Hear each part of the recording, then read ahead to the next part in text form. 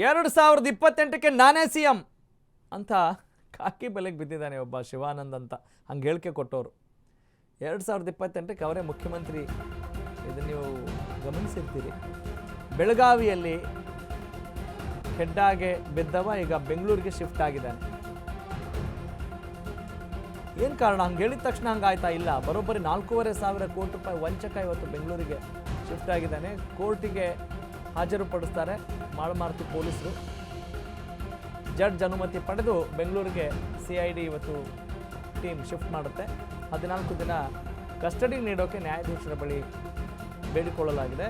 ಬಳಿಕ ಬೆಂಗಳೂರಿನ CID ಕಚೇರಿಯಲ್ಲಿ ತೀವ್ರ ವಿಚಾರಣೆ ನಡೆಯಲಿದೆ. CID DGP ಭೀಮಾಶಂಕರ್ ಗುಳೇದ್ ಅವರಿಂದ ನಿನ್ನೆ ವಿಚಾರಣೆ ನಡೆಯಿತು. ಸಾಲದ ರೂಪದಲ್ಲಿ ಅಪಾರ ಹೂಡಿಕೆ ಮಾಡಿದ್ರು ಗ್ರಾಹಕರು.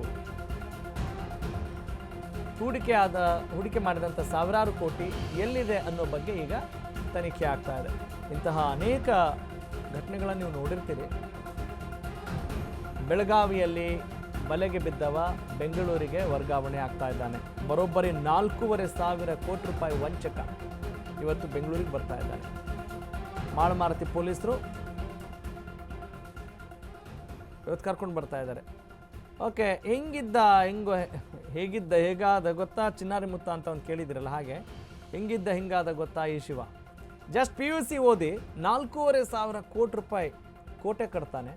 ಮೆಡಿಕಲ್ ಕಾಲೇಜಲ್ಲಿ ಸೆಕ್ಯೂರಿಟಿ ಗಾರ್ಡ್ ಆಗಿ ಕೆಲಸ ಆರಂಭಿಸ್ತಾನೆ. ಒಂದು ಕಾಲದಲ್ಲಿ ಈತ ಆಟೋ ಓಡಿಸ್ತಾ ಇದ್ದಂಥವನು ಶಿವಾನಂದ್ ಅನ್ನೋ ವ್ಯಕ್ತಿ. ಆಟೋದಲ್ಲಿ ಫ್ರೀಸರ್ ಇಟ್ಕೊಂಡು ಐಸ್ ಕ್ರೀಮ್ ಮಾರ್ತಾ ಇದ್ದಂತೆ.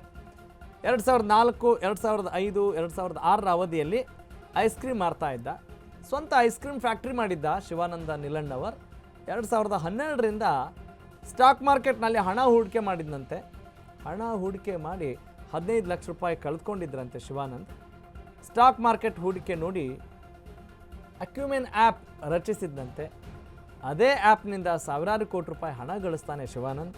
ಅಲ್ಲಿಂದ ಶುರುವಾದಂಥ ಈತನ ಪ್ರಯಾಣ ರೇಡ್ ಆಗುವ ಹಂತಕ್ಕೆ ಬಂದಿದೆ. ಅಕ್ರಮವಾಗಿ ಹಣ ವರ್ಗಾವಣೆ ಮಾಡಿರೋ ಆರೋಪದಲ್ಲಿ ಈತ ಈಗ ಲಾಕ್ ಆಗಿದ್ದಾನೆ.